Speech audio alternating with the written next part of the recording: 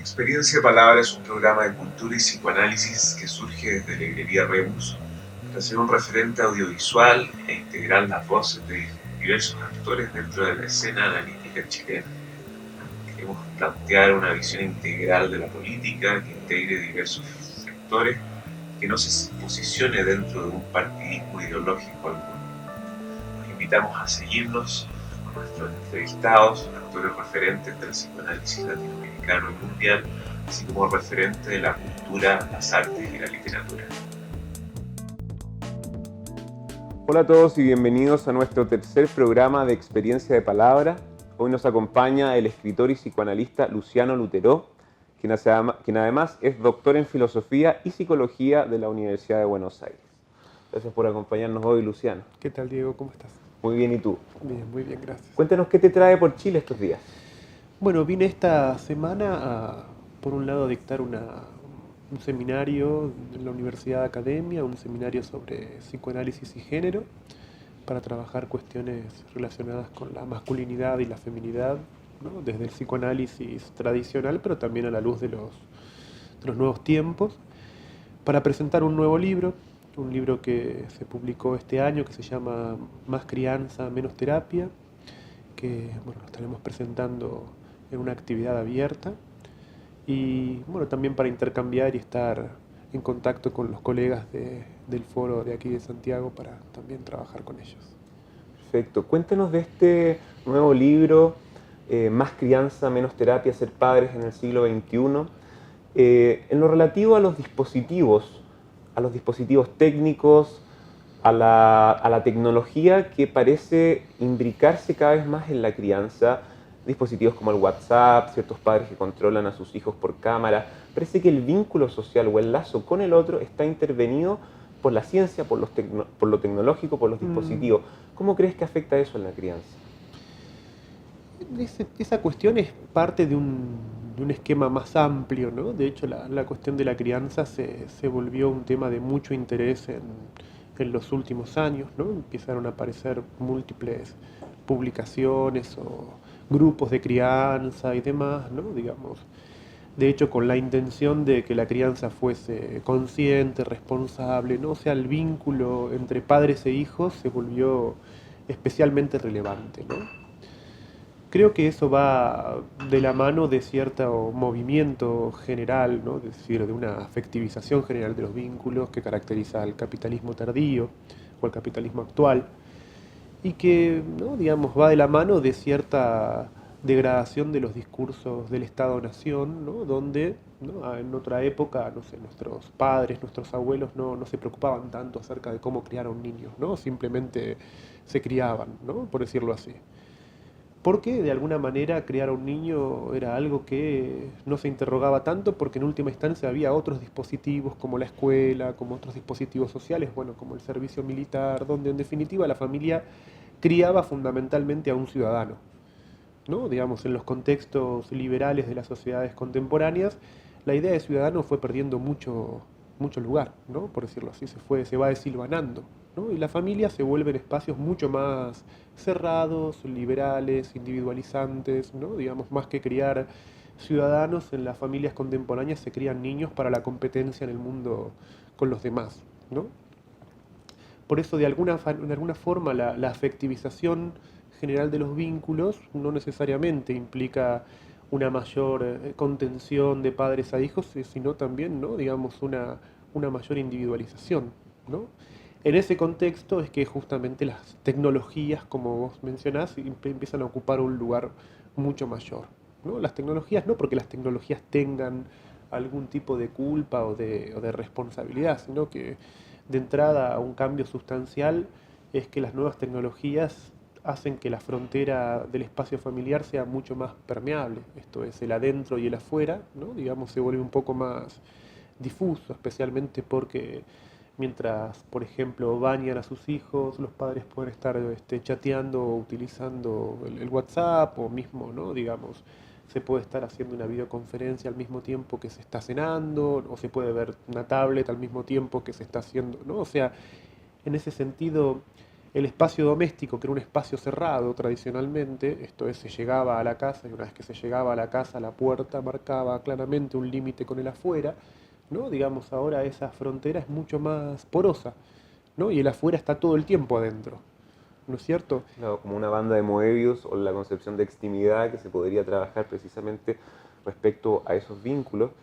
Y en relación al, a la crianza responsable como un estatuto o una propuesta de la época, ¿no? De los libros de autoayuda, de cierto cientificismo que intenta normar cómo debería un padre criar a su hijo, a una madre criar a sus Exacto, hijos. ¿no? Ahí yo creo que vos tocás un punto que es crucial, porque como decía hace un momento, ¿no? Las propuestas de crianza responsable, no hay que olvidarse de estas cuestiones, tienen un pie puesto en la normativización liberal, ¿no? Esto es, no necesariamente, ¿no? Hablar de crianza significa, ¿no?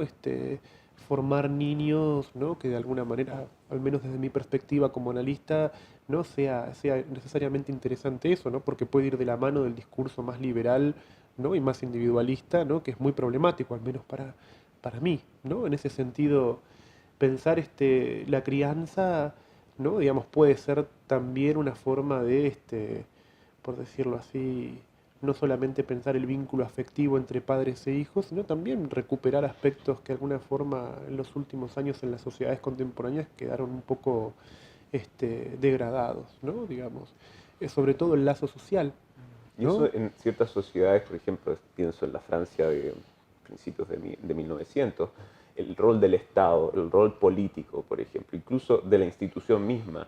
Pienso en lo que hace algunos días entrevistamos a Jorge Alemán y nos comentaba que le hacíamos una pregunta respecto a las instituciones y, bueno, hacíamos un paralelo analítico en el discurso del Amo sobre las posibilidades del psicoanálisis en ellas. Y él nos comentaba que no deberíamos actualmente hablar ya de discurso del amo y reemplazarlo por neoliberalismo. Está todo cooptado por el neoliberalismo y lo que podría devenir como producto serían residuos del discurso capitalista. ¿Qué te parece Mm, esa noción?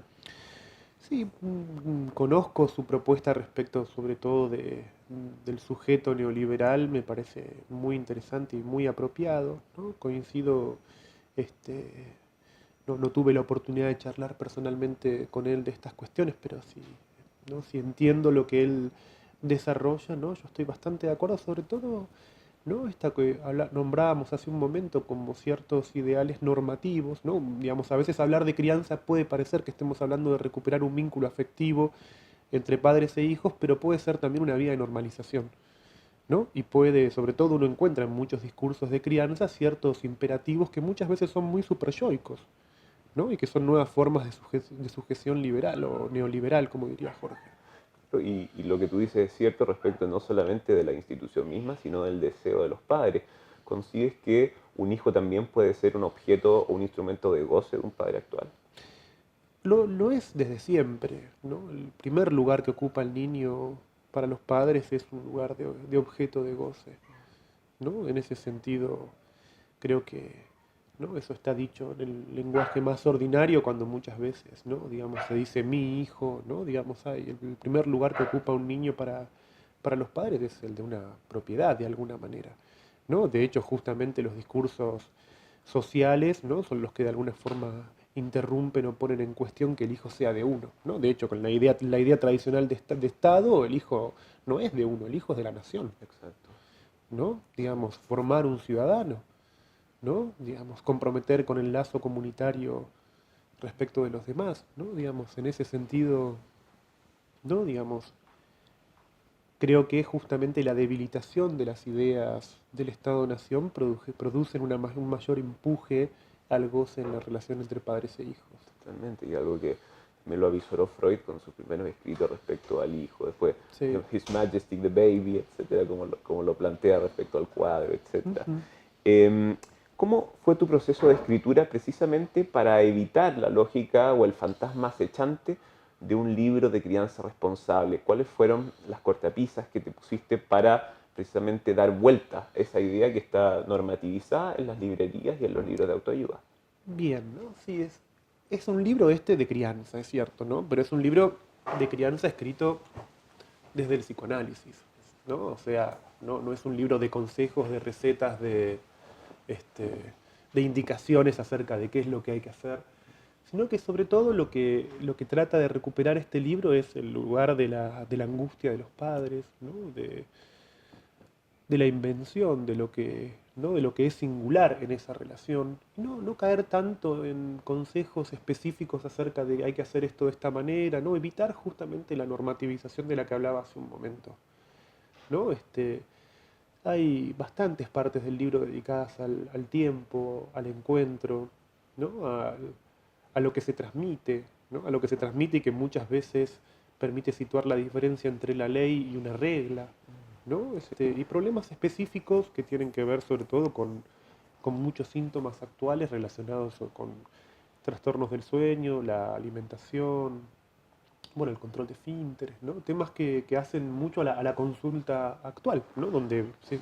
En el tema clínico, respecto a lo que acabas de nombrar, los síntomas actuales, ¿de qué se podría abordar o hipotetizar que sufre un niño hoy en día? ¿Cuáles son los síntomas que atraviesan y el lugar de la angustia precisamente en ese niño, teniendo en cuenta que cada vez ha sido más desplazada, la melancolía deja de ser una categoría por su peso filosófico para ser reemplazada por un ideal cientificista o depresivo que pudiera ligarse a ciertos estándares cuantitativos?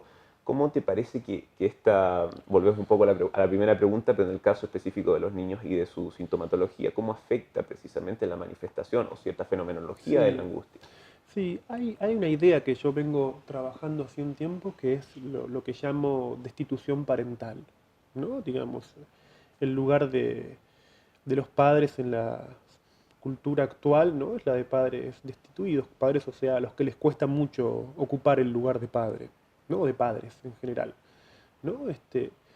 Para mí eso lo que nombra, ¿no? Es fundamentalmente, ¿no? Digamos, hay una idea, por ahí lo podría decir de esta forma, hay una idea de Lacan, una definición tradicional del síntoma en el niño, según Lacan, que es el niño como respondiendo a lo que hay de sintomático en la pareja parental. Y muchos de los niños actuales no están filiados respecto a una pareja parental, ¿no? O sea, ¿no? Fíjate hasta qué punto para el Lacan de mediados, fines de los 70 la pareja parental era, ¿o no? Las figuras parentales eran algo establecido, ¿no? Y hoy en día están mucho más disueltas, por eso, más que síntomas, lo que encontramos en los niños a veces son trastornos, ¿no?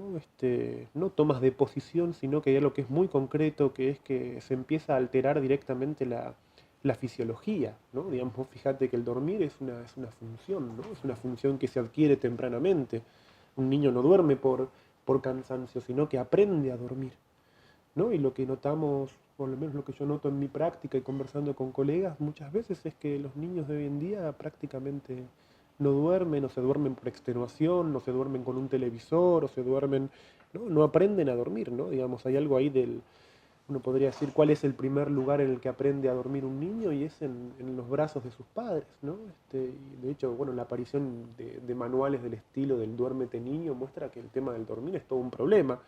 O lo mismo respecto del control de esfínteres, ¿no? Yo he recibido en la consulta niños que 4 o más años y todavía usaban pañales, ¿no? Había algo ahí que no es el niño que logró controlar esfínteres y frente a alguna circunstancia específica, ¿no? Vuelve, ¿no? Y por ejemplo desarrolla una encopresis, sino que por ejemplo es el niño que nunca controló, ¿no? Hay algo ya que es directamente de una incidencia del malestar o del sufrimiento directamente en la función, o sea que la función no se adquiere. O lo mismo respecto de la alimentación, ¿no? Niños que ya no realizan el destete en la lactancia, sino que realizan el destete mucho más directamente con la alimentación sólida. Y eso es interesante plantearlo desde las hipótesis de diversos autores. Por ejemplo, pienso en Marisa Ponte y Ricardo Rodulfo, que no descartan e incluso en muchos de sus textos impulsan a hacer estudios genéticos en niños sobre el tema de no brindar un peso total al mito familiar y a este continente lingüístico donde el niño advendría, ¿no? Es para que hacer su la, lugar. es que la familia es un mito, ¿no? Y mucho más hoy en día, ¿no? La familia como célula de reproducción social está, como institución misma, ¿no? Está estallada hace rato, ¿no? Por estas cosas mismas que estamos conversando, ¿no? Hay hay algunas ideas muy interesantes en Ricardo Rodulfo o en Marisa Punta, ¿no? Sobre todo respecto de la idea de trastorno, o ellos tienen un libro conjunto que, si no me equivoco, se llama Trastornos narcisistas en niños, ¿no? Que es bien interesante, ¿no? Los bocetos Digamos, tienen psicopatológicos. algunas, sí, yo creería, si bien no los estudié demasiado, ¿no? Pero creería que pensamos dentro de una misma órbita, ¿no? Que estamos encontrando, bueno, como muchos, ¿no? Digamos, estamos encontrando problemas clínicos semejantes y sobre todo por ahí lo que teóricamente, ¿no? Digamos, como decía hace un momento, por ahí las indicaciones de Lacan empiezan a quedarnos un poco holgadas, ¿no? Demasiado generales, demasiado amplias, ¿no? Digamos, hay una modificación en las formas de presentación del sufrimiento. De hecho, a mí me hubiera parecido impensable hace 10 años pensar en que me iban a consultar por niños de 1 o 2 años, me parecía muy, muy difícil. ¿No? Estaba acostumbrado a la consulta por niños de 4 o 5 años, ¿no? O sea, por niños en los que de alguna manera o la latencia se había inscrito demasiado fuertemente, con algún costo psíquico, ¿no? Por efecto de la represión, una represión demasiado intensa de la curiosidad que, por ejemplo, inhibía el aprendizaje, ¿no? Y me encontraba con ese tipo de circunstancias. Hoy en día, diría, la latencia hasta parece una noción del pasado, ¿no? Hay niños que no atraviesan. De hecho, niños que lleguen a la fase fálica parece, ¿no? Digamos, también algo medio del pasado. Y respecto al saber hacer del analista actualmente, los abordajes, estamos conversando respecto a ciertas nociones o manejos teóricos propiamente fisiológicos ante la ausencia, por ejemplo, de... Tiene que ver sobre todo con los cuidados primarios, ¿no? Ahí es el punto donde de un tiempo a esta parte yo me acerqué cada vez más a Winnicott, descubrí bastantes aspectos de la clínica de Winnicott, o bueno, pensando más en una interlocutora de mi país, en Silvia Bleichmar, ¿no? Que me parece una referencia indispensable. Y en esta época, y bueno, y haciendo uso de los significantes de tu libro, ¿más crianza significa menos terapia?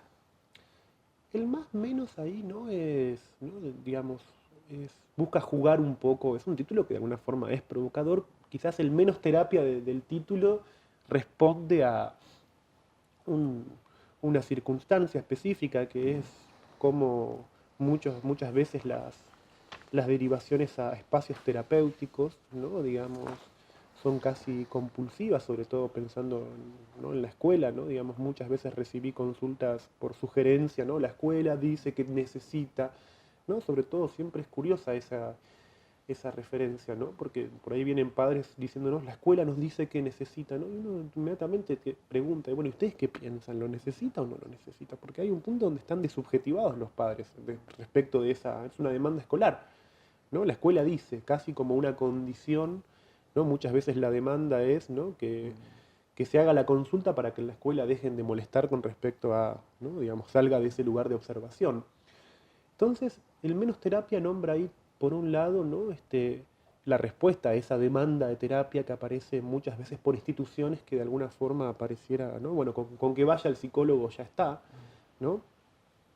Y eso es parte de algo que vivimos socialmente, que es como una especie de terapeutización de todos los vínculos, ¿no? Todos los vínculos son pensados en clave terapéutica en nuestra sociedad, ¿no? Hasta los vínculos amorosos, ¿no? Digamos, amores que sean sanos, ¿no? Se piensa de esa forma ¿Cuánto algo sexo se tiene que tener, por ejemplo? exactamente, ¿no? Y se descuida como la función de lo primario, ¿no? Del cuidado, ¿no? Digamos. Por eso el menos terapia ahí no es en contra del análisis, sino que tiene que ver más bien con que muchas veces, ¿no? Digamos, el análisis, o mejor dicho, la terapia, ¿no? Es una respuesta que tiene que modificarse un poco, ¿no? Digamos, sobre todo, yo este libro lo escribí pensando muchas veces en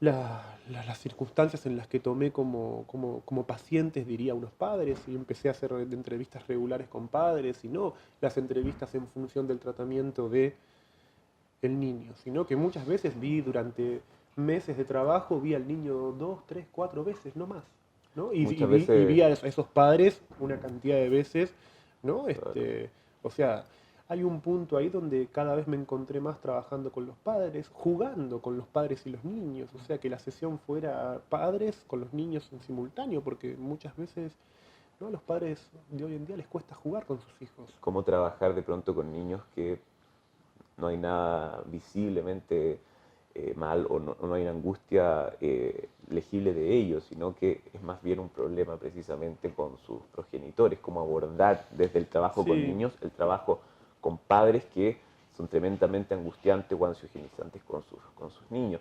Respecto a eso, me gustaría ligarlo con otra pregunta. Tú mencionaste a Winnicott.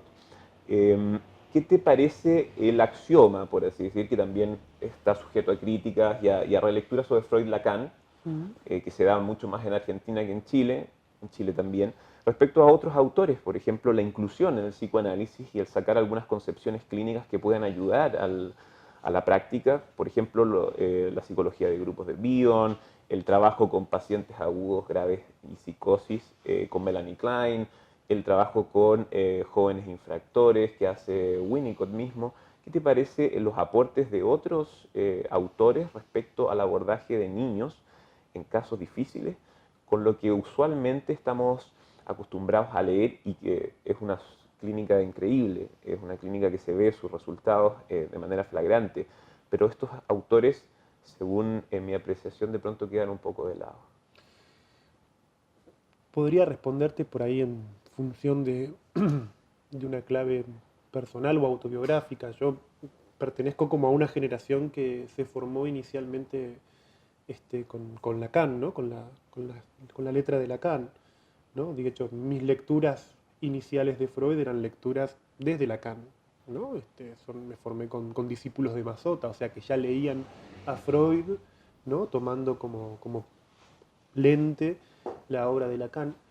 Y con el tiempo, ¿no? De alguna manera tengo la impresión de que me fui deslacanizando o algo así, ¿no? Porque no solamente por una cuestión teórica, ¿no? Digamos, sino por una cuestión clínica, ¿no? Digamos, hay autores que, como Winnicott, pero no es que los leo a Winnicott pensando en que me sirve porque lo puedo relacionar con Lacan. Me interesa Winnicott y creo que en algunas cosas la clínica de Winnicott es mucho más interesante que la clínica lacaniana o mismo la de Klein, ¿no? O, bueno, como mencionaba recién a Silvia Bleichmar, ¿no? Que es una referente muy importante para mí, por no mencionar a otros autores como André Green también, ¿no? Digamos, personas cuya clínica me parece muy, muy valiosa, ¿no? Pero eso no va de la mano de una cuestión, o al menos, digamos, quizás sí, en algún momento yo me sentía, por decirlo así, obligado a reconocerme como lacaniano, con lo idiota que puede parecer esa formulación. Hoy en día me interesa la experiencia del psicoanálisis, ¿no? No sé si eso tiene un nombre propio, que sin duda es el de Freud, ¿no? El inventor del dispositivo clínico del psicoanálisis es Freud. Y después, bueno, lo demás, ¿no? Digamos, es si hay experiencia de análisis o no. Me parece que después la, la el lazo que puede haber con ciertos autores en la medida en que son autores es un lazo, bueno, amoroso, pero uno no está obligado a amar solo Como decía Lacan, ustedes pueden ser lacanianos, yo soy freudiano. ¿Te identifica esa frase? Yo creo que Lacan era realmente, ¿no? Y creo que sobre todo el último Lacan es cada vez más freudiano, El retorno a la pulsión, ¿no? ¿no? Digamos, de hecho, me parece que el primer Lacan es menos freudiano, es un Lacan que lee más a Freud, el primer En Lacan. clave estructuralista. Claro, ¿no? El primer Lacan es un Lacan que retorna a Freud a partir de la lectura y a partir de la idea clínica de síntoma de Freud, pero después creo que el último Lacan, incluso hasta el Lacan de los nudos, es un Lacan que es cada vez más freudiano, pero por la experiencia, ¿no? Y sobre todo en la medida en que uno puede ver cómo la enseñanza de Lacan se encuentra con los mismos problemas con los que se encontró Freud, ¿no? Digamos, hay cierto pesimismo con el que termina la enseñanza de Lacan, que es el mismo con el que se encontró Freud, cuando Freud hablaba de que, ¿no? La fuerza de las fijaciones, ¿no? Digamos, la poca plasticidad libidinal, ¿no? Son cosas que Lacan mismo encuentra, ¿no? Gracias, Luciano. De todo esto y más vamos a seguir conversando con Luciano Lutero. Ahora vamos a un espacio de lectura, el espacio de la Gradía. Quédense con nosotros.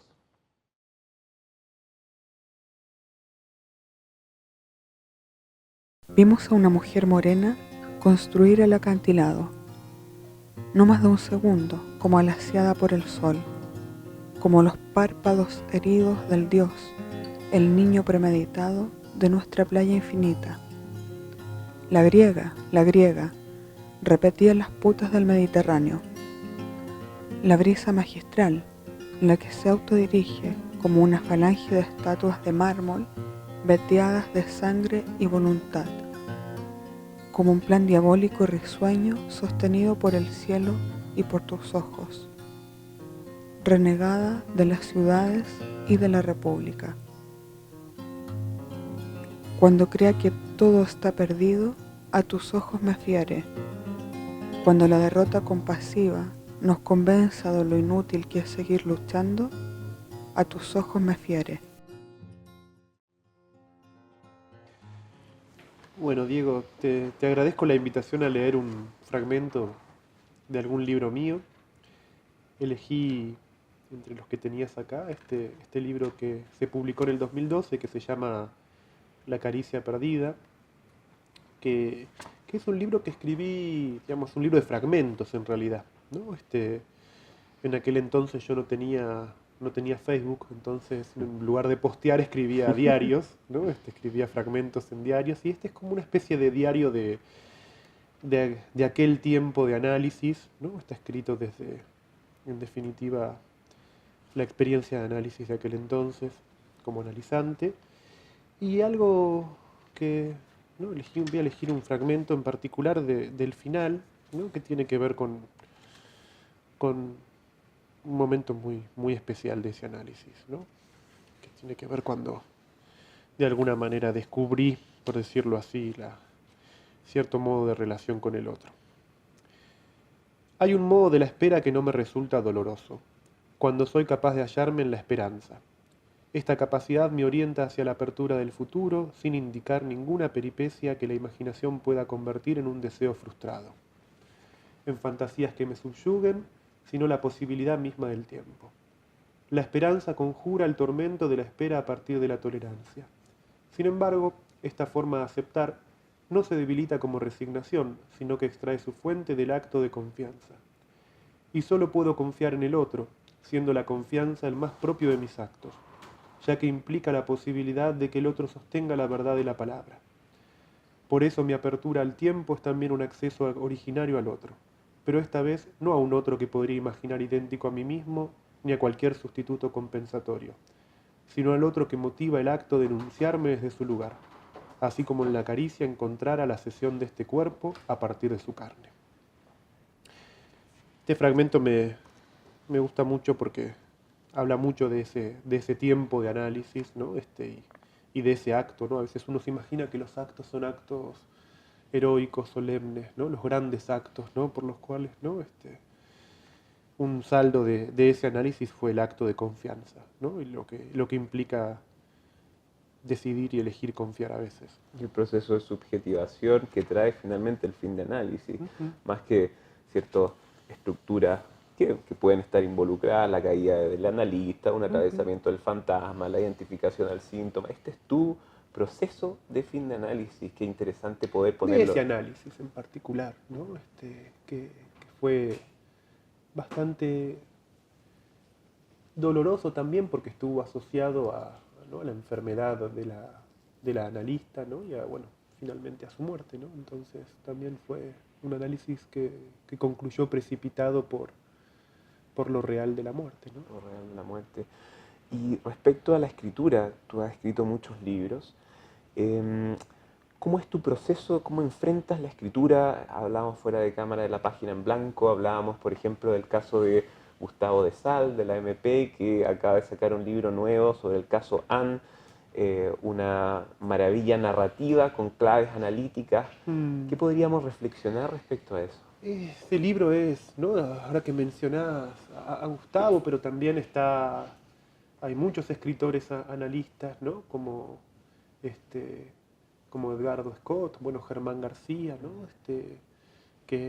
¿no? Ellos son escritores, ¿no? Que además se dedican a la práctica del psicoanálisis, pero son escritores muy fuertes, ¿no? El libro de Gustavo es magnífico, realmente es un libro que muestra su su solidez como novelista, pero además, sobre todo, si yo la verdad no soy crítico literario, no podría opinar desde ese punto de vista, pero como analista, ¿no? Creo que él logró con una sencillez y con una simpleza y humildad muy grande poder ubicar aspectos muy importantes de la posición del analista, ¿no? Porque el caso Anne lo que cuenta es la historia de un psicoanalista en Estados Unidos, ¿no? En un contexto, o sea, muy adverso al psicoanálisis, y que logra ocuparse de esos pacientes que, por decirlo así, nadie quiere, ¿no? Que se desechan, ¿no? Y él, ¿no? Muestra, ¿no? Lo que se produce, ¿no? En esos encuentros, ¿no? En los márgenes del sistema de salud, ¿no? Donde aparece la dignidad de la palabra, ¿no? Hay una parte, no voy a spoilear la novela, ¿no? Pero hay una parte que me pareció maravillosa, ¿no? La leí hace unas semanas, quizás no la cuente del todo bien, ¿no? Pero hay una parte donde hay un pasaje al acto de un personaje, ¿no? Y este analista lo entrevista después de ese pasaje al acto y le pregunta, que concluye en un homicidio, ¿no? Digo, y entonces le pregunta algo así, porque eso no se lo había comentado nunca a su terapeuta, ¿no? Y le dice algo así como el personaje le dice, pero ¿cómo le voy a contar estas cosas a mi terapeuta? ¿No? Y es increíble, ¿no? Cómo ahí eventualmente incluso en una relación terapéutica, ¿no? Cuando no se produce el milagro de la palabra, hasta los pacientes callan aquellas cosas que son las más íntimas, o sea, es la ficción de terapia, ¿no? Por decirlo así. La novela de Gustavo de Sale es magnífica, justamente le quiero sugerir a Natalia de Librería Remus, que es quien distribuye mis libros acá en Chile, ¿no? Que pida esa novela, que la traiga acá, porque este, es un acto de transmisión del psicoanálisis, esa novela, ¿no? Y además Gustavo maneja bien los códigos del género mismo, ¿no? Y los escritores de psicoanálisis y de literatura parecen también estar muy ligados a la literatura, bueno, desde los casos freudianos, etcétera, para después ver en qué nos podría ilustrar en la práctica analítica precisamente los poetas u otras figuras icónicas de la literatura. Respecto a la institución, tú hablaste precisamente de esta novela que está en Estados Unidos, pero al rol de las instituciones y a la institución pública, ¿cuál crees que tiene que ser el arreglo que debe hacer el psicoanálisis para insertarse en los dispositivos institucionales que mal son el discurso del amo? ¿Cómo hacer esa trampa, ese arreglo que tiene que hacer el psicoanálisis para establecer una condición de posibilidad en los discursos públicos, institucionales? Públicos, ¿no? Por un lado, bueno, el psicoanálisis nunca, creo que, hasta ahora nunca lo fue y creo que nunca va a ser una disciplina hegemónica, ¿no? Siempre está en un lugar, el analista, quizás no el discurso del psicoanálisis, pero el analista, ¿no? Nunca ocupa un lugar ¿no? Dentro de la hegemonía institucional, ¿no? Digamos, puede ser que un jefe en un espacio se dedica a la práctica del psicoanálisis, ¿no? Pero al mismo tiempo no va a ser jefe como analista, ¿no? O sea, hay algo ahí de que el lugar del analista no va bien con el lugar del amo, ¿no? En parte en lo privado también con Freud, Sí, de la histérica, en general, ¿no? Me parece. Creo que en ese sentido, ¿no? Digamos, los analistas en los espacios públicos, que públicos no solo son las instituciones de salud, ¿no? Digamos, un espacio público pueden ser los medios de comunicación, pueden ser, ¿no? Las los debates públicos, ¿no? Yo creo que en ese punto es importante ocupar esos espacios, ¿no? Digamos, ocuparlos en el sentido de participar, ¿no? De implicarse con el debate público, ¿no? Digamos, primero porque creo que el psicoanálisis es una práctica muy potente para interpelar la sociedad en la que vivimos, donde el lazo social está tan fragmentado, tan debilitado, y la ética del psicoanálisis es una ética del lazo social, ¿no? Es una ética del lazo con el otro. Por lo tanto, ¿no? Eso no solamente, ¿no? El acto analítico no solo está reservado, ¿no? al espacio del consultorio, sino también a la intervención en ciertos contextos, como pueden ser la salud pública, pero también ciertos debates sociales, como, bueno, por ejemplo, hoy en día en Argentina la cuestión del aborto es un debate público, ¿no? Sobre el cual creo que los analistas tenemos mucho para decir. ¿Qué te parece el discurso analítico, cómo podría aportar precisamente al debate sobre el aborto, teniendo en cuenta las nociones de que es un padre para el psicoanálisis, que es una madre para el psicoanálisis, el estatuto del deseo puesto en juego que se cocina ahí. ¿Cómo crees que estos factores podrían dar una nueva mirada al debate que se está gestando en Argentina y en Chile Yo creo también? que ¿no? Digamos, lo que puede decir el psicoanálisis, en primer lugar, tiene que ver con desmarcarse de la disyunción ideológica a favor o en contra, ¿no? Digamos, al igual que como ocurre en un análisis, ¿no? Que muchas veces alguien viene no dividido entre dos opciones, entre esto o esto, ¿no? Lo que produce muchas veces el acto analítico es que esa disyunción caiga, ¿no? Que muestre su carácter artificial, su carácter neurótico muchas veces, ¿no? En particular en lo que tiene que ver con el debate en torno al aborto, ¿no? A mí uno de los puntos que me parece importante ubicar es cómo, sobre todo porque esto se desprende de nuestra experiencia, ¿no? Digamos, quienes atendemos a adolescentes, ¿no?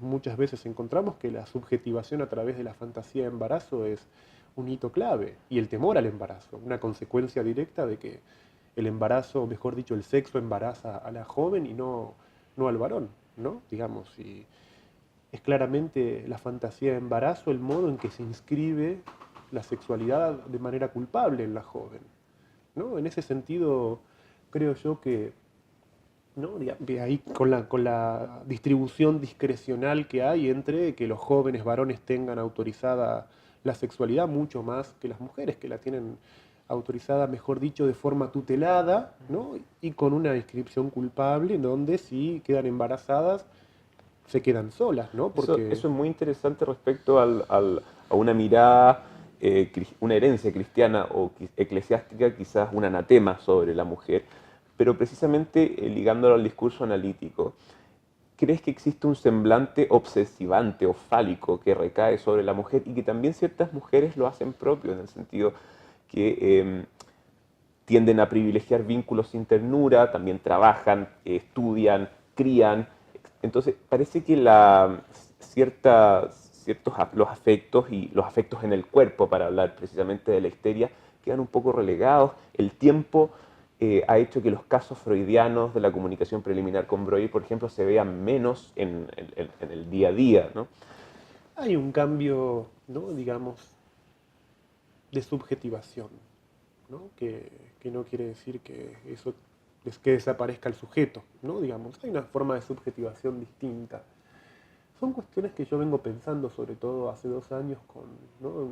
en un espacio de trabajo cerrado con ciertos colegas, ¿no? que me acompañan en estos años, ¿no? Digamos, yo vengo trabajando sobre todo sobre la distinción, o mejor dicho, los diagnósticos de histeria masculina y obsesión femenina, ¿no? Digamos, sobre todo problematizando que de alguna manera el modelo de la obsesión, al menos de Freud a esta parte, siempre fue el varón obsesivo, ¿no? Y el modelo de la histeria fue la histeria femenina. Y quizás hoy en día muchas mujeres se subjetivan más masculinamente, lo cual no quiere decir que sean histéricas, ¿no? No es la identificación de la histeria, o digamos también para muchos varones la masculinidad, ¿no? Ya no es una opción interesante. Esto es algo que desarrollé sobre todo en mi libro Ya no hay hombres. O sea, hay un punto ahí donde, ¿no? Masculinidad y feminidad como modos de subjetivación empiezan a volverse independientes de varones y mujeres. Y eso presta o produce una incidencia diferente del género en los tipos clínicos.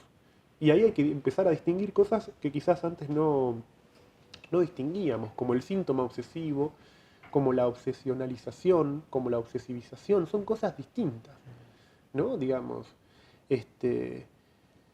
ahí creo que hay, ¿no? Muchas cosas para investigar. Y el vínculo de ahí, del psicoanálisis con el feminismo. El vínculo del psicoanálisis con el feminismo es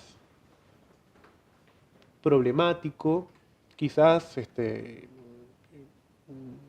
porque es todavía demasiado inmaduro, ¿no? Digamos, quiero decir, se están produciendo acercamientos, pero digamos, como todo diálogo que recién empieza, arranca como en los chispazos, ¿no? Más bien en las dificultades. De hecho, a ver, para mí eso, desde mi punto de vista, ¿no? Es decir, en mi experiencia, yo inicialmente fui como bastante criticado por las feministas, o por ciertas feministas, no quisiera generalizar en este sentido, ¿no? Pero después con el tiempo pudimos empezar a conversar y me encontré con que por ahí algunas feministas que estaban, ¿no?, como bastante enojadas conmigo, ¿no?, con el tiempo, ¿no?, me empezaron a invitar a actividades, pudimos empezar a conversar algunas cosas. Este, Sobre todo ahí creo que hay un punto que es o notar que no decíamos cosas tan distintas, pero claro, ahí el problema es que muchas veces el modo de hablar del psicoanálisis es muy heteronormativo, ¿no? Digamos, pero se produce una discusión de lenguaje, es decir, todavía estamos buscando, me parece, con el feminismo o los estudios de género, esa especie de filtro que permita, ¿no?, de alguna manera, ¿no?, salir del uso común del lenguaje o del uso ordinario del lenguaje, donde por ahí, qué sé yo, que un analista diga heterosexualidad no es lo que ordinariamente se entiende por heterosexualidad. Tiene otra complejidad, ¿no? O homosexualidad, ¿no? Lo mismo también sumado a que no hay, ¿no?, por ahí desde el punto de vista de quienes se dedican a los estudios de género, una lectura de Freud que sea muchas veces clínica, ¿no? Entonces por ahí las críticas son hacia los textos de Freud o hacia la persona de Freud, ¿no? Pero si uno lee a Freud de una forma malintencionada, siempre va a encontrar cosas que criticar. El punto es qué experiencia es la que hay detrás de eso. Como Schopenhauer también, si nos quedamos con la misoginia de Schopenhauer, Claro, exactamente, es difícil ¿no? avanzar. Sí, o no sé, Heidegger y el nazismo, Bueno, o no sé, Nietzsche y también su comentario, ¿no? Su comentario sobre las mujeres, ¿no? O sea, si uno lee literalmente, ¿no? El problema es cuando uno lee literalmente y no lee qué experiencia hay detrás de eso. Yo estoy convencido de que el psicoanálisis es un dispositivo, y de hecho diría es el primer dispositivo clínico de Occidente, destinado a, por decirlo así, destituir la misoginia constitutiva del sujeto, ¿no? El Edipo es una forma de subjetivación basada en la misoginia, ¿no? La inscripción fálico castrada para Freud está asociada a que el niño cree que si la mujer no tiene pene es porque hizo algo malo, ¿no? O sea, inscribe directamente la misoginia en la subjetivación masculina. Ahora, creo que el análisis justamente apunta a levantar ese tipo de hipotecas subjetivas. Y respecto a la investigación en psicoanálisis, tú eres investigador, estudiaste 2 doctorados en psicología y en filosofía. ¿Cómo crees que actualmente se están importando? El psicoanálisis siempre ha importado de otras disciplinas, sea de la química, para hablar de pulsión o de fracción con Freud, con Lacan de la antropología social o estructural, de la topología matemática, de la lingüística. ¿Cómo crees ahora que la física cuántica presta socorro, por así decir, para hablar de cosas analíticas? Pienso en términos como corpúsculo, para hablar del sujeto del inconsciente, emisión de otra edad. ¿Crees que es el lugar de la física actualmente en esta sociedad intercambiar conceptos para darle una lógica interna y consistente al psicoanálisis que vaya hacia la ciencia? Yo no sé, yo creo que no creo que el psicoanálisis sea una ciencia y tampoco me preocupa mucho la formalización o la validación del psicoanálisis, ¿no? Por ahí en las personas que conozco que se interesan por la ciencia, yo lo que descubro es que aman más la ciencia que el psicoanálisis, ¿no? Y eso, ¿no? Digamos, sí, termina llevando a intentos de fundamentación o de validación del psicoanálisis a través de... Pero bueno, ese es el amor por la ciencia que yo no comparto, no lo tengo. Y es un discurso universitario, no precisamente el discurso del analista y su posición. No sé para qué sería necesario eso, ¿no? Digamos, en los casos que conozco, ¿no?, de amigos que se interesan por la ciencia de esa forma, muchas veces se olvidan del descubrimiento freudiano, ¿no? Digamos, están más cerca de la formalización, de la lógica y demás, pero, ¿no? Con uno de ellos discutía hace poco tiempo, ¿no?, acerca de la asociación libre, ¿no? Y él me decía, porque la asociación libre es un concepto inventado por Freud. No es un concepto, es una experiencia, ¿no? Eso no es una definición, ¿no? Es la práctica, ¿no? Digamos, cuando uno se aleja del dispositivo, cuando se aleja de la clínica, quizás se enamora de la física cuántica. y los libros de divulgación científica. Estamos con Luciano Lutero y vamos a pasar a una sección de preguntas que nos enviaron amigos y colegas del programa. Queremos comenzar con un amigo tuyo. Desde Argentina, Lucas Boxaca, psicoanalista y profesor de la UBA. Él nos pregunta, ¿cuáles son los obstáculos principales que se pueden encontrar a la hora de divulgar los hallazgos y principios del psicoanálisis? Esta es otra pregunta, pero quizás se puede ir conectada. ¿Cuáles son los principales puntos de dificultad en el trabajo conjunto entre analistas? Bueno, ¿no? Lucas es un gran amigo, ¿no? Digamos, mucho más que un colega, es un amigo muy cercano. Creo que si me pregunta esto es porque, ¿no? Sabe que tengo algunas ideas con respecto a esta cuestión y que no son tan claras, ¿no? O sea, me pregunta lo que no es tan claro para mí en este momento. Creo que, bueno, él apunta esa pregunta a este último libro, que es un libro que pone un pie en la divulgación y, como te decía hace un momento, en mi interés de que el analista participe en debates públicos, ¿no? Que se dedique de alguna manera también a incidir en ciertas cuestiones sociales. Creo que una de las dificultades de la divulgación del psicoanálisis, y que es algo que yo corroboré en la escritura de este libro, es que cuesta mucho no hablar con alguien que no se dedica al psicoanálisis sin presuponer el psicoanálisis, ¿no?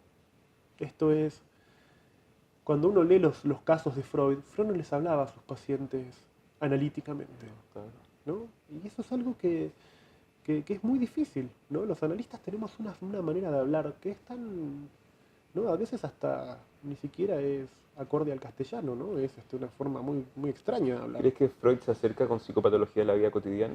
Bueno, la psicopatología o mismo sus intervenciones con el hombre de las ratas, con Dora, ¿no? Freud tenía un lenguaje llano para hablar ¿no? Digamos, con sus pacientes, y en general, me parece, ¿no? En ese sentido creo que, de hecho, bueno, ¿por qué los libros de psicoanálisis no llegan a, ¿no? Casi están, escribir libros de psicoanálisis para psicoanalistas solamente, ¿no? Es un problema, ¿no? De hecho, el hombre de las ratas había llegado a la consulta con Freud a partir de leer cosas de Freud, ¿no? O sea, escribir solo para los colegas genera siempre, ¿no? La presuposición de que sabemos de qué estamos hablando, ¿no? Y para mí es un buen ejercicio el de tratar de hablar con aquellos que no son cercanos, ¿no? Para ver si lo que decimos pasa a la prueba de la experiencia.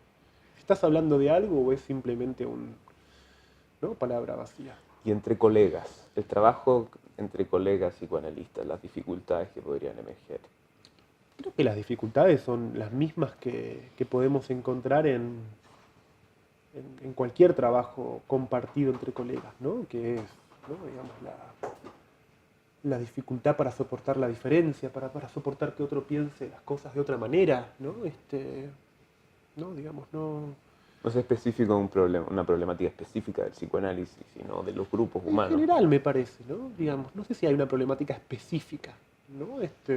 Creo que sí hay una problemática humana, sobre todo, ¿no? Digamos, con Lucas escribimos un libro que hace un tiempo, ¿no? Junto también con Gabriel Lombardi y Colette Soler, que era un libro que se llama Celos y Envidia, ¿no? Que es asombroso, porque es un libro que, si yo no me equivoco, va casi por la 4ª edición, ¿no? Y yo pensaba, decía, qué increíble, ¿no? Porque dos pasiones básicas del ser humano, dos pasiones, ¿no? Digamos, bajas al mismo tiempo. Totalmente. ¿No? Esas pasiones que uno dice, bueno, eso que le pasa a los pacientes, ¿no? Que nunca le pasa. Exactamente. Entonces, bueno, en definitiva, ¿no? Digamos, son las mismas pasiones humanas de siempre, las que dificultan el trabajo en grupo, ¿no? Los celos, la envidia. Desde Argentina también nos manda una pregunta Leda Martiniuk, es psicoanalista y escritora. Comenta, en algún momento hablaste de la destitución masculina. ¿Se puede hablar ahora de una destitución paterna? Y considerando la situación del aborto en Argentina, ¿cómo influye su legalización en la paternidad? Bueno, a ver, son varias preguntas juntas esas, ¿no? Creo que sin duda, ¿no? Las mencionamos ya un poco en el camino, ¿no? Digamos, hablar de destitución masculina me llevó, como te decía al principio, a empezar a hablar luego de destitución parental, ¿no? No sé si paterna específicamente, sino parental. Y con respecto a la cuestión del aborto, creo que que hay una bisagra interesante ahí, ¿no? Porque en el debate actual acerca del aborto no, no se está discutiendo, me parece. Uno nota esto cuando escucha las intervenciones, ¿no? Digamos, la gran fantasía que surgió en torno al aborto es el temor de que las chicas vayan a hacerse el aborto a espaldas de sus padres, como si además disfrutaran de eso, ¿no? Un goce supuesto a las jóvenes de, bueno, van a ir a abortar, ¿no? Van a ir a hacerlo, ¿no? Porque de alguna forma, como si eso no marcara a nadie. Es decir, retomando lo que decía antes, creo que lo que está en juego en el debate del aborto, independientemente de decir a favor o en contra, es qué se discute, y lo que se está discutiendo ahí es la autorización sexual de las hijas, ¿no? Digamos, algo que a mí me impactó mucho en el debate en el Congreso, es escuchar a muchos padres, muchos diputados padres decir, porque mis hijas, ¿no? Digamos, o sea, hay un lugar distinto para la hija, que ya no es el padre que tutela, ¿no?, la sexualidad de la hija, sino que está pudiendo escuchar algo diferente, está pudiendo escuchar el dolor, la culpa con la que la hija se autoriza sexualmente, ¿no? Digamos, y me parece que ahí puede haber alguna modificación interesante, ¿no? Que implicarse con su decir, con el decir del otro. totalmente. Respecto a otros temas que contemplan tu lectura, desde Argentina también, Guadalupe Amadeo Calviño, quien es licenciada en Psicología de la UBA y practicante del psicoanálisis, pregunta que surge de la lectura de un artículo, Ni filósofo ni profesor, psicoanalista, publicada en la revista Polvo el 5 de marzo del 2018. Allí plantea la disyunción entre amor a la verdad y amor a una mujer semblante. Concluye que el saldo de un análisis puede a veces dar lugar a que el varón ponga a una mujer en el lugar de la verdad y a que el analista advierta que la verdad es femenina. Me gustaría que ampliara estas cuestiones. ¿Cómo piensa la producción de verdad del discurso analítico en transferencia? ¿Qué densidad tiene esa verdad? ¿Puede tomar la forma de una pura negatividad que dará lugar a una nueva ficción menos atroz, menos hostigante?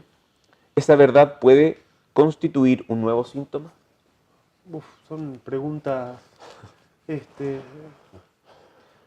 que todas darían para horas de conversación, ¿no? Quizás lo que diría es que por ahí no voy a poder responderla muy ciertamente, pero, ¿no?, digamos, ese texto, por lo general muchos de los textos que publico en Revista Polvo son muchos de ellos anotaciones que justamente al igual que como en este entonces, claro, ¿no? Digamos,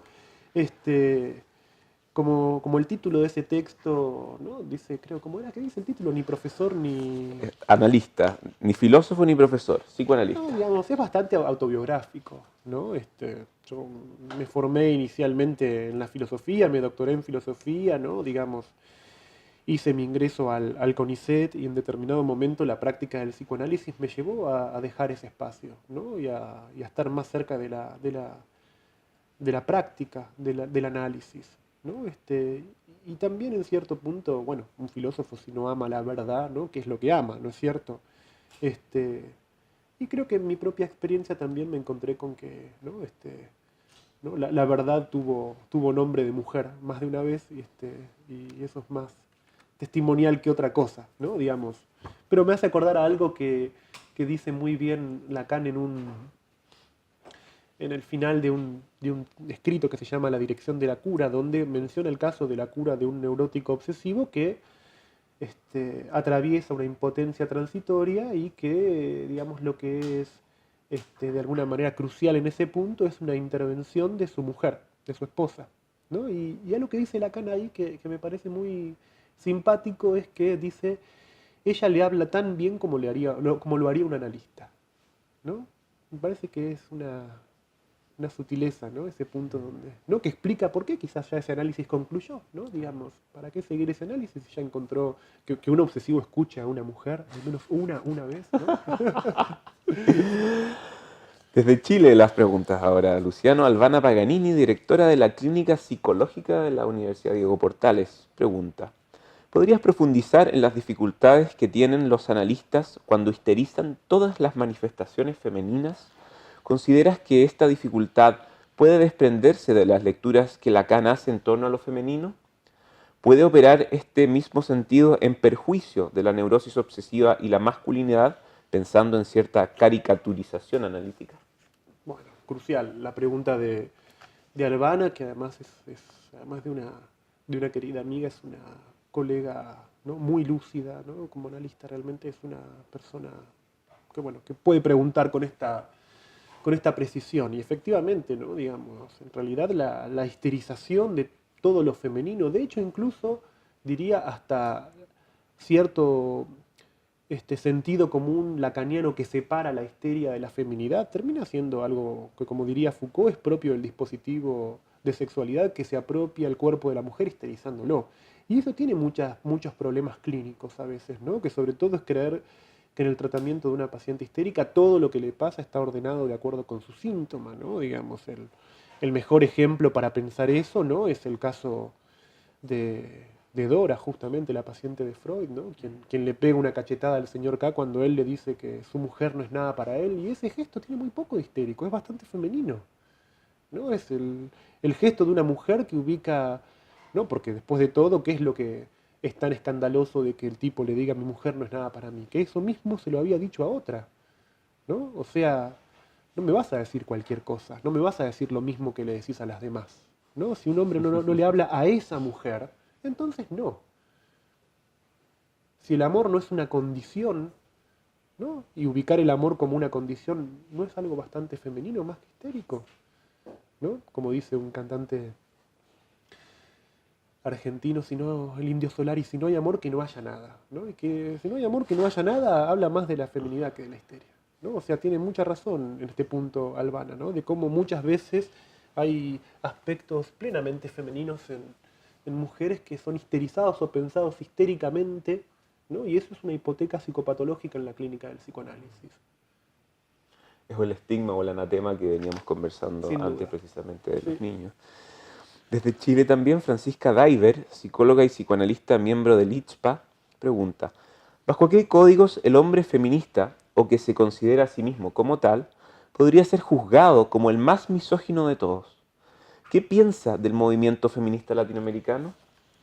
Como contexto, al menos en Chile pareciese operar de un modo a veces impositivo y que deviene muchas veces moral, como un único modo de ser feminista, alejado de su talante interpretativo. Se ha vuelto, en ciertos espacios, incluso una lucha contra los hombres. Veo en la clínica hombres asustados, pero no desde el miedo a cuestionar el machismo o el patriarcado, y tampoco resistentes a dejar de cuestionar su lugar de poder, sino hombres muy conectados y sensibles con la causa, pero que no saben cómo ser parte o incluirse en el dispositivo. A partir de esto, ¿qué lugar ocupa lo masculino hoy? Bueno, son varias preguntas también, ¿no? Quizás, ¿no?, creo que lo que menciona ella es un artículo mío donde yo justamente digo eso, ¿no?, de que el varón feminista es el más misógino. Es una provocación decir eso, evidentemente, ¿no? Lo que yo trato de pensar en ese punto es que, ¿no?, digamos, de qué manera uno como varón podría participar del movimiento de mujeres si no es identificándose, ¿no? Y esa identificación es machista, ¿no? Digamos, si uno lo piensa desde psicología de las masas, ¿no?, es una identificación que termina siendo de alguna manera, ¿no?, imaginaria, ¿no?, y que en última Sobreimpuesta. instancia, exactamente, ¿no?, digamos, creo que al menos los varones no podemos ser parte del movimiento feminista, ¿no? De hecho, tenemos que poder sostener la interpelación, ¿no? Digamos, tenemos que participar desde la incomodidad, ¿no? Me parece a mí, o al menos ni siquiera diría tenemos, ¿no? Digamos, en mi caso, ¿no? Digamos, quizás lo quiero singularizar. Yo no podría ser feminista, ¿no? Sí me parece muy valioso como de un tiempo a esta parte, con amigas feministas me encuentro en situaciones de conversaciones muy interesantes, ¿no? Donde me interpelan, donde yo las interpelo, donde yo a veces les planteo este tipo de cuestiones, ¿no?, respecto de este, cierto movimiento, ¿no?, ¿no?, tomando el título de un libro de Mills y Dio Bleichmar, ¿no?, cómo puede haber un feminismo espontáneo de la histeria, ¿no?, o cómo el feminismo puede histerizarse eventualmente, ¿no? Pero eso no quiere decir que todo el feminismo caiga en el mismo movimiento, son cosas distintas, ¿no?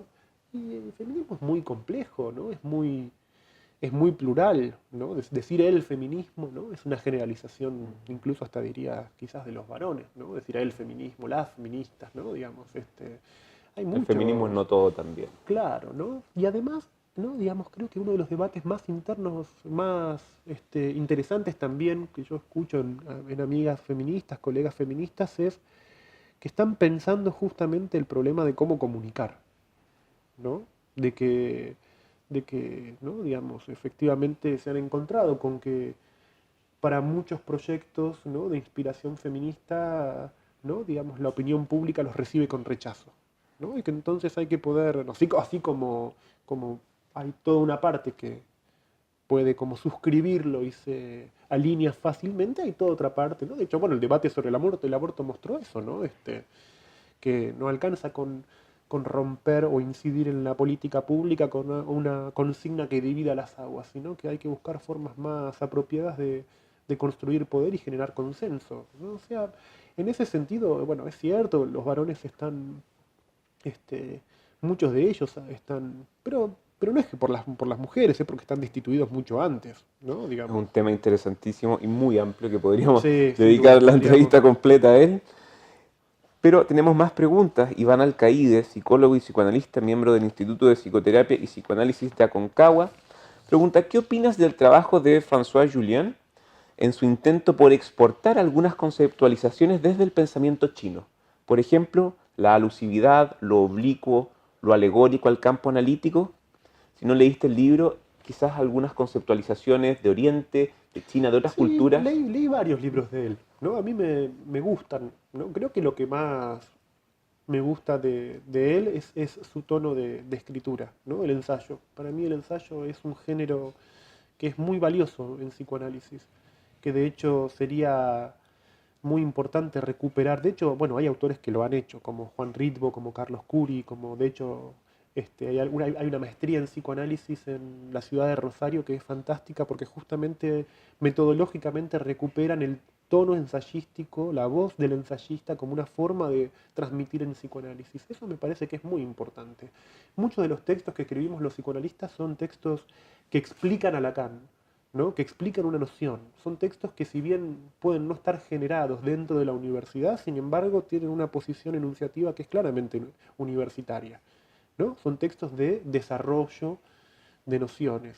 Pero el ensayo tiene algo más bien de la digresión, del poder perderse, del ir y volver, ¿no? Del poder transmitir más alusivamente, ¿no? Entonces, este, François Julien junto con, bueno, Pascal Quignard, ¿no? Digamos, como toda la ensayística francesa, pero también obviamente en Argentina hay una tradición de ensayo muy, muy fuerte, ¿no? Que me parece que los analistas, al menos quisiera como sugerirlo, ¿no? Sería nutrirse de la voz del ensayo para poder transmitir el psicoanálisis, me parece, ¿no? La mejor forma de, en acto, combatir el dogma, por decirlo así. En otros dispositivos, bueno, lo habíamos visto con Gustavo, Pascal Quignard, que en muchos casos creemos que al leer lo que está hablando de psicoanálisis, pero es una prosa tan plástica y tan nutrida que nos puede transportar a lugares comunes que se comparten precisamente Sí, con sí, el es discurso. poder decir más allá de lo dicho, ¿no? Totalmente. Tenemos una pregunta de Constanza Michelson, con quien has compartido en Chile. Sí, sí, Constanza también es una gran amiga, y es ella, ¿no? Digamos, hace poco tomé un café con ella y estuvimos conversando 2 horas, ¿no? Y cuando me despedí de ella, trataba de pensar de cuántas cosas habíamos hablado en esas 2 horas, y creo que hablamos de una cantidad de cosas. Ella es tan rápida y es tan inteligente. Sí, una mujer además que trabaja en muchos formatos y se adapta a ella Sí, brillante. tremendamente bien. Sí. Ella nos pregunta: ¿tienes alguna hipótesis respecto del incremento de violaciones colectivas que han aparecido perpetradas por menores de edad? ¿Se debe a...? Una pregunta suave, como para la mañana. Pero es fiel al estilo de Claro, Constanza ¿no? que... Te las dice. ¿Se debe al postpatriarcado, a una nueva misoginia, a una nueva organización entre los sexos? Creo que las tres opciones no son excluyentes, ¿no? Sí, de alguna manera, me parece que, ¿no? Digamos, si todavía seguimos viviendo en una sociedad patriarcal, no es el patriarcado tradicional, ¿no? No es el patriarcado que históricamente excluía a las mujeres de la violencia, ¿no? No es el patriarcado que de alguna manera hacía que solo los hombres tuviesen que ir a morir a las guerras, no es el patriarcado que de alguna manera ubicaba al hombre principalmente como padre y protector, o sea, creo que cierta flexibilización, ¿no? De ciertas normas patriarcales, ¿no? Digamos, lo que produjo son nuevas formas, o son nuevas presentaciones, o nuevos modos de padecimiento, sobre todo fuertemente las celotipias, ¿no? Yo lo que noto es que un efecto o algo que, digamos, por ejemplo, en el pasaje al siglo XX, ¿no? Digamos, Freud consideraba que los celos eran un síntoma típicamente histérico, ¿no? Y, digamos, yo te diría, hoy en día la consulta por celos es mucho más notoria en varones, ¿no? Por celos posesivos, celos conscientes, celos que se vuelven atormentadores por el goce que le suponen a las mujeres y que muchas veces llevan a la violencia, Y ¿no? también a la producción delirante de la celotipia propiamente Sí, tal, la claro, separación con la neurosis que es ese exactamente, ¿no? síntoma. Digamos, todavía hay un punto ahí que se vuelve muy importante reflexionar, que es por qué muchos de los femicidios, por ejemplo, se producen a partir de divorcios o separaciones, en casos donde los varones desarrollan una celotipia, ¿no? Digamos, ahí pueden estar todas las hipótesis sociológicas, antropológicas, pero la hipótesis clínica, ¿cuál es? O la erotomanía, por ejemplo. Bueno, también, ¿no? Digamos, crímenes pasionales existieron desde siempre, ¿no? Este, pero ¿por qué está tan generalizada esa posición celotípica de los varones, ¿no? Que muchas veces los lleva a homicidios, ¿no? Me parece que ahí hay un punto de interrogación clínica que, como me parece que también lo ubica Constanza, ¿no? Digamos también entre los jóvenes, ¿no? Yo creo que los jóvenes varones hoy en día no se subjetiven tan rápidamente o tan fácilmente o no prefieran la masculinidad como modo de subjetivación, sin duda abre vías mucho más narcisistas y eventualmente De pasaje al acto. cínicas y promiscuas no desde el punto de vista moral, Claro. ¿no? Sino promiscuo en el sentido de relación instrumental con el otro, ¿no? Digamos, cierta modificación de lo masculino y lo femenino en nuestra cultura, ¿no? Digamos, no es porque haya nuevas formas de masculinidad, nuevas formas de feminidad, o sea, nuevas maneras de... Muchas veces es la destitución de esas dos grandes posiciones sexuadas y la aparición de vínculos instrumentales con los demás. Sin duda, las violaciones, o mejor dicho, lo que se llama eventualmente, algo que leí que era muy común en Colombia, me parece que un artículo en un diario de Colombia que leía, ¿no? Que era, ¿no? Digamos, casos a repetición de jóvenes, ¿no? Que mantienen varios relaciones, que no llega a ser una orgía, ¿no? Sino que es porque no termina de ser consentido, ¿no? Sino que es el uso instrumental del cuerpo de la mujer por varios varones, ¿no? Digamos, en situaciones ¿no? Que no tienen nada que ver con el erotismo, ¿no? Es decir, somos una sociedad que se la pasa hablando de sexo, pero muy poco erótica. Claro, y después la queja sobre el romanticismo tiene precisamente, si uno la deconstruye, una razón lógica, porque no se habla precisamente del erotismo, no se habla del romanticismo, no se construyen esos Exacto. aparatajes simbólicos, sino que se pasa al acto. O sea, la sociedad misma podría estar edificando un pasaje al acto continuo. Para terminar con las preguntas, Paloma Castillo, directora de la Clínica PSI, esta maravillosa clínica que nos auspicia y que nos abriga de este día frío acá en La Reina, en Santiago, que hemos estado con Luciano Lutero compartiendo. Ella nos dice, en relación a los temas que has trabajado sobre lo femenino y la maternidad, me parece muy interesante intentar pensar la cuestión de la intimidad y la forma en que esto se establece en esas relaciones filiativas. Bien, ¿no? Tienes la pregunta de Paloma, que también es una gran amiga y una compañera de pensamiento también, una compañera para pensar ciertos temas, ¿no? Con este proyecto que es el de la Clínica PSI, ¿no? Que realmente pujante y muy auspicioso. Venimos conversando cuestiones de la maternidad, sobre todo algo que, ¿no? Devolverle a la maternidad cierto misterio, ¿no? Es decir, el psicoanálisis logra en última instancia cernir el deseo de hijo, ¿no? Pero el deseo de hijo no es equivalente a una posición materna.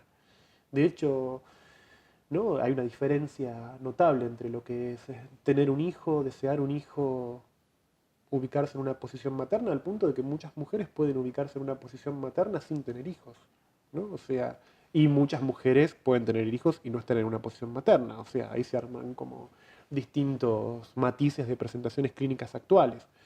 Creo que en ese punto, ¿no? La relación con la madre, ¿no? Como relación primaria y más básica de todas, ¿no? Digamos, se encuentra hoy en día en una especie de gran paradoja, ¿no? Que es una afectivización o una maternalización de todos los vínculos, pero donde la relación con la madre, ¿no? Digamos como, bueno, este libro se llama justamente La caricia perdida y está dedicado a mi madre, ¿no?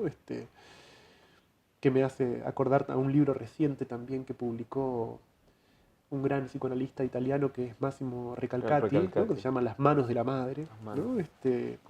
¿No? Hay algo ahí de ese objeto primario que es la madre, de esa intimidad que hay en la relación con la madre, que muchas veces implica hasta una complicidad, ¿no? Digamos, ya el vínculo, por decirlo de esta forma, el vínculo con el padre ya es un vínculo que abre el espacio público. Uno corrobora eso en las situaciones más cotidianas, cuando muchas veces, ¿no? Digamos, un niño puede ser que, ¿no? Digamos, ciertas cosas no se las cuente a su padre o espere que se las cuente la madre, ¿no? O los padres a veces se sorprenden en la consulta porque dicen, pero ¿y por qué no me lo dice a mí? Se lo dice a la madre y no me lo dice a mí, ¿no? Si yo soy bueno con él, le doy el lugar, bueno, pero porque ya es el pasaje a la terceridad, es una ruptura, ¿no? Digamos, el pasaje del padre a la madre es un pasaje de lo íntimo a lo público. El primer vínculo público para un niño es el vínculo con su padre, ¿no? En ese sentido, cierta debilitación de la intimidad en la relación con la madre, ¿no? Cierta, ya no destitución paterna, sino destitución materna, ¿no? Que explica muchos casos muy graves que nos encontramos hoy en día. De hecho, muchos niños llegan a la consulta muchas veces nombrados como autistas y sin embargo en las primeras entrevistas empiezan a revertir los síntomas de aparente autismo, lo cual muestra que no eran autistas, ¿no? Sino que hay algo del lazo primario con el otro que no estaba del todo consolidado, ¿no? Digamos, el psicoanálisis no es que cura el autismo, no es que te transforma, ¿no? Digamos, a un niño que llega como autista en un par de sesiones o en un plazo de tratamiento, no un niño que no lo fuese, ¿no? Digamos, en ese sentido son muchas veces niños desconectados o más bien con dificultades de constitución subjetiva, que eso de alguna manera es el vínculo de intimidad con la madre, ¿no? Quizás los problemas que están detrás de esta cuestión es, ¿no? Que uno, si quisiera hacer ciencia ficción, podría pensar qué pasaría, ¿no? El día que, ¿no? Los seres humanos, por ejemplo, puedan gestarse por fuera de cuerpos humanos. Bueno, ¿No? Fabián Jeckman acaba de publicar un libro sobre Lacan con Philip Dick. Bueno, no, si menciono esa pregunta es porque, ¿no? Justamente leí el libro de Fabián, de hecho lo acompañé en la lectura previa a la publicación, me hizo recuperar mi interés juvenil por Philip Dick, que él también comparte, y, ¿no? Y con Fabián hablábamos justamente de algo de esto en una de las reuniones en las que charlábamos de aspectos de Dick y de la ciencia ficción, y es que seguramente, ¿no? El día que los seres humanos puedan gestarse por fuera de otro cuerpo humano, seguramente ese día ya, ¿no? Digamos, vamos a hacer otra cosa, seguramente ya no humanos. Para ampliar todos estos temas, queremos agradecerte que hayas venido, regalarte un libro. Gracias a Librería Remus por auspiciarnos, por tener los libros de Luciano, están accesibles, están a la venta. La verdad que el trabajo que hace Librería Remus es fantástico, ¿no? Digamos, en la distribución de mis libros. Muchas gracias, Luciano, por estar con nosotros. Muchas gracias a la Clínica Psi por albergarnos. Nos encontramos en un próximo episodio de Experiencia de Palabra con más invitados.